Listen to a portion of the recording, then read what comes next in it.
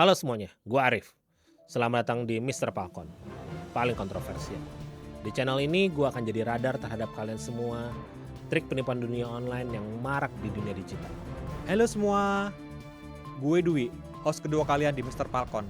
Paling kontroversial yang akan mengulik habis gimana hoax di medsos diproduksi dan disebar.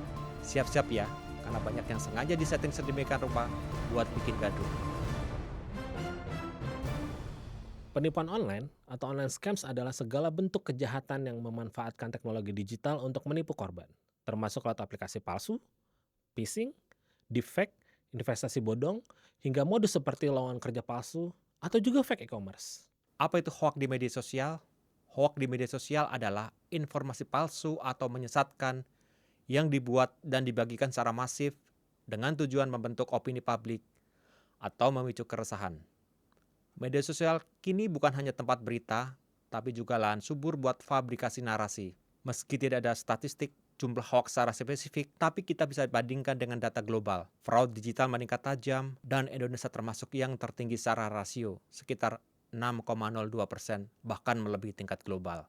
Tujuannya jelas, mencuri uang, data pribadi, atau bahkan identitas. Berdasarkan data dari OJK, jumlah laporan penipuan online sampai akhir Mei 2025 mencapai 128.281 kasus dengan total kerugian masyarakat sekitar 2,6 triliun rupiah.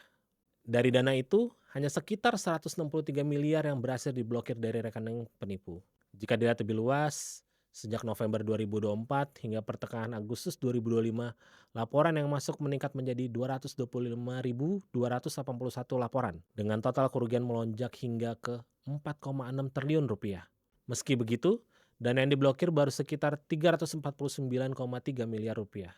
Artinya, ada 4 triliun lebih uang masyarakat yang raib. Hampir setiap hari terjadi 700 hingga 800 laporan penipuan. Angka itu jauh lebih tinggi dibandingkan Singapura yang hanya menerima 140 hingga 150 laporan per hari. Angka ini bukan cuma tinggi, tapi sudah sangat mengkhawatirkan. Modusnya semakin berkembang. Gue kasih beberapa contoh yang paling sering terjadi. Indikasi dari platform seperti TripAdvisor juga menunjukkan tingginya angka konten palsu meski datanya bersifat global. Modus produksi hoax yang sering dipakai adalah foto atau video editan atau deepfake yang dibuat untuk menyerang figur publik, caption yang dibesarkan untuk menimbulkan emosi seperti kesedihan, kemarahan, atau ketakutan. Testimoni palsu atau bot yang diberdayakan untuk men-share konten secara masif. Frame berita diubah agar sensasional, kemudian diviralkan tanpa verifikasi. Hoax bukan cuma bikin gaduh, tapi bisa membahayakan. Masyarakat jadi panik, terpecah, atau malah salah mengambil tindakan. Deepfake video atau voice yang meniru suara dan wajah orang terdekat, lowongan kerja atau freelance palsu yang memaksa korban transfer demi biaya pelatihan, penipuan investasi bodong yang menggunakan AI, customer service palsu di medsos yang memancing OTP atau data sensitif milik korban. Lewat podcast ini, gue bakal bantu kalian gimana hoax itu tercipta, siapa yang diuntungkan, dan langkah praktis untuk cek fakta sebelum ikut menyebar. Jadi siap untuk menyusuri balik layar hoax di medsos? Episode ini akan bikin kalian bukan cuma melek, tapi juga kritis. Jangan biarin hoax cuma menyebar, tapi kita bongkar bersama. Pokoknya, penipuan online sekarang bukan modal chat iming-iming papa minta pulsa lagi, tapi sudah super canggih. Banyak yang sampai kehilangan jutaan atau bahkan miliaran rupiah. Di setiap episode Mister Falcon, gue bakal bongkar satu persatu modus ini.